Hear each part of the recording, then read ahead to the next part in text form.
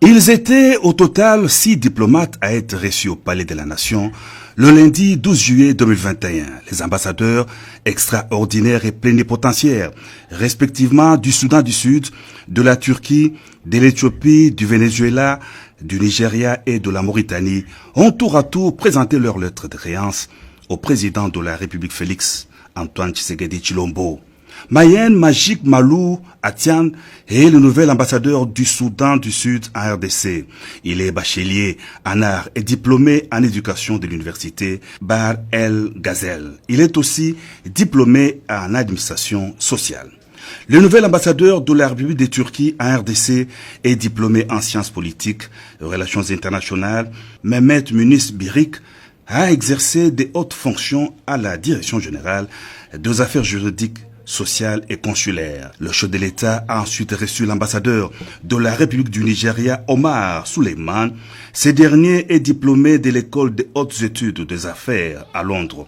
Il a une expertise avérée dans les affaires maritimes et des infrastructures portuaires. Oyinset Tades Olde Georgi, le nouvel ambassadeur d'Éthiopie, est diplômé en sciences de l'informatique de l'université d'Addis Abeba. Il a travaillé comme représentant de son pays à l'Union africaine et comme ambassadeur en Suède et dans les pays nordiques. Le diplomate vénézuélien Aníbal José Marquez Munoz est diplômé en histoire de l'Université centrale et diplômé en sciences africaines de l'Institut de recherche stratégique sur l'Afrique et sa diaspora. La séance de présentation de lettres de créance au président de la République a été clôturée par l'ambassadeur de Mauritanie, Amédi Camara, détenteur d'un diplôme en management aéroportuaire de l'École nationale de l'aviation civile de Toulouse en France. Il est aussi licencié en sciences économiques. Un autre de marque à Kinshasa. Le président du Burundi, Evariste Ndayishimiye, a effectué une visite d'État de 72 heures dans la capitale. Il a été reçu chaleureusement au Palais de la Nation par son homologue de la RDC, Félix Antoine Tshisekedi Tshilombo. À l'issue du tête-à-tête de deux chefs d'État, la rencontre a été couronnée par 4 mémorandums d'entente entre la RDC et le Burundi, à savoir l'entente en matière de développement, du maintien et du renforcement de la paix, la défense et la sécurité, mémorandum d'entente sur la facilitation des échanges commerciaux, l'entente sur le développement du chemin de fer et les mémorandums sur les consultations politiques et diplomatiques.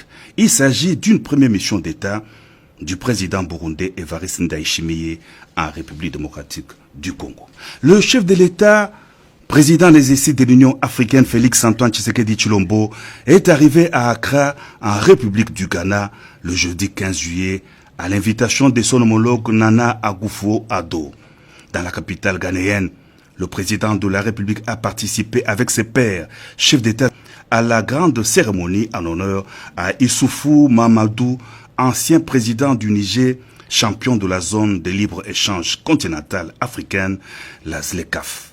Dans son allocution prononcée en sa qualité de président en exercice de l'Union africaine, le chef de l'État a salué l'opportunité d'être aux côtés de ses pairs pour honorer le champion de la ZLECAf. Une présence qui se veut l'accomplissement d'une prophétie, celle de l'unité et de l'intégration de l'Afrique prônée par le premier président du Ghana, Kwame Nkrumah, a renchéri Félix Antoine Tshisekedi Tshilombo. Pour le président de l'Union africaine, la ZLECAf est un symbole de l'unité et de la volonté commune de faire du continent africain un marché profitable à tous, moteur du développement commun.